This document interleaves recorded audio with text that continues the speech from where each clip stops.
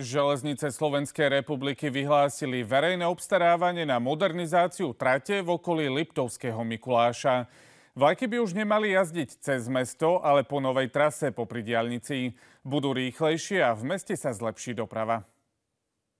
Po stavbe Liptovskej Mary sa železnica pri Liptovskom Mikuláši skrútila do tvaru písmena S. Vlaky to spomaľuje, trať preto vyrovnajú a povedie mimo mesta popri diaľnici. Hlavnými kritériami modernizácie predmetného traťového úseku sú najmä zvýšenie traťovej rýchlosti do 160 km za hodinu, vrátane. Cieľom modernizácie je tiež vylúčenie všetkých úrovňových priecestí, čiže krížení s cestnými komunikáciami.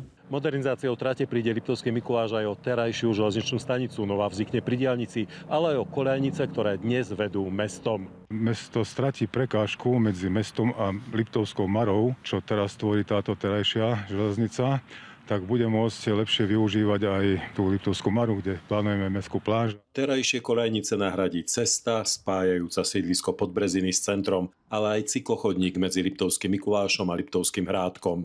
Zo súčasného jedného dopravného koridoru, ktorý cez mesto prechádza, cez ktorý prechádza 25 000 aut denne, a na starej železnici, ktorá bude zrušená, pribudne ďalší koridor. To znamená, že do budúcnosti mesto sa veľmi nadýchne a bude môcť ekologickejšie aj pôsobiť. Mesto súhlasilo s preložením trate k diaľnici a s novou železničnou stanicou pod podmienkou, že železnice vybudujú aj novú cestu na stanicu z priemyselnej zóny na východnom okraji mesta až po obchodné centrum na jeho západe. Železniciam však zatiaľ chýbajú peniaze. Náklady odhadujú na 860 miliónov eur bez dane z pridanej hodnoty.